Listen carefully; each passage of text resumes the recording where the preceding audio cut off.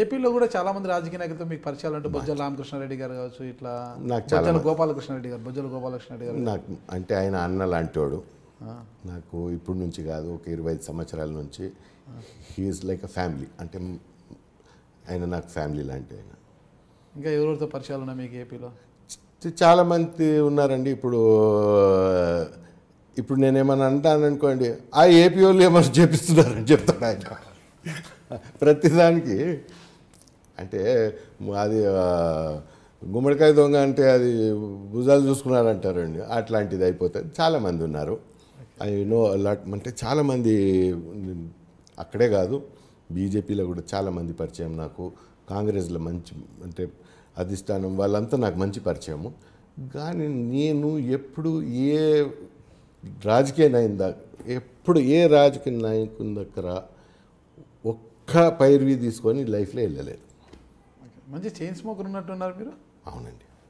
Okay.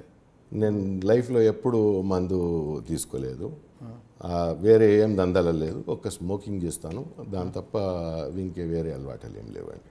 Okay okay. మీరు interview స్టార్టింగ్లో కూడా బయట గుప్పు గుప్పు అని పొగ పిలిచేది చూసామన్నమాట. పని చేసినట్టున్నారు అందుకోసం. చాలా గట్టిగా బిగించినట్టున్నారు అందుకు. ఓకే. మీ ఆరోగ్యం ఎలా ఉంది ఇప్పుడు? అంటే అంత హ్యాపీ ఏం లేదు? ఏం లేదు. Morning 5 o'clock. ఇప్పుడు మీ వయసు ఎంత? ఇప్పుడు నాది 50 దాటింది, 55 అయింది. అంత ఆరోగ్యంగా ఉన్నారు అంతా? ఈ హెల్త్ అంటే ఫుడ్ తీసుకోవడం అంతా ఎలా ఉంటుంది మీకు అంతా కూడా?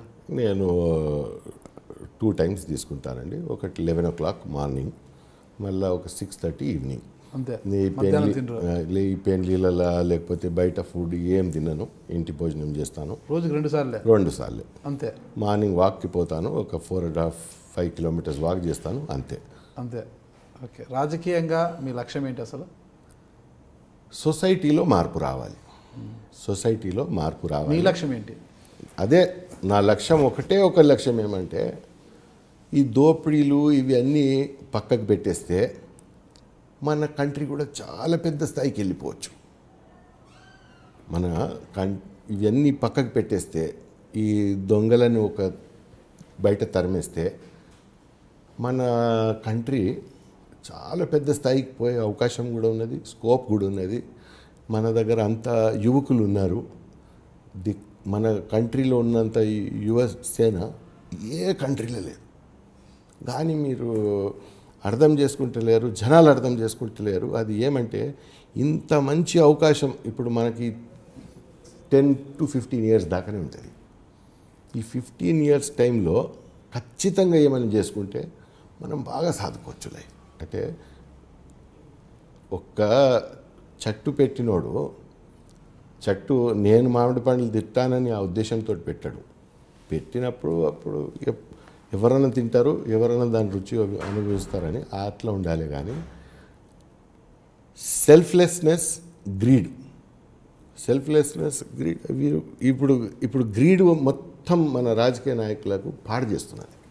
అది ఒక్కటి వెళ్ళిపోతే 100% నా నమ్మకం మనం చాలా పెద్ద ఎత్తున వెళ్ళిపోతాం, మంచి స్థాయికి వచ్చేస్తాం.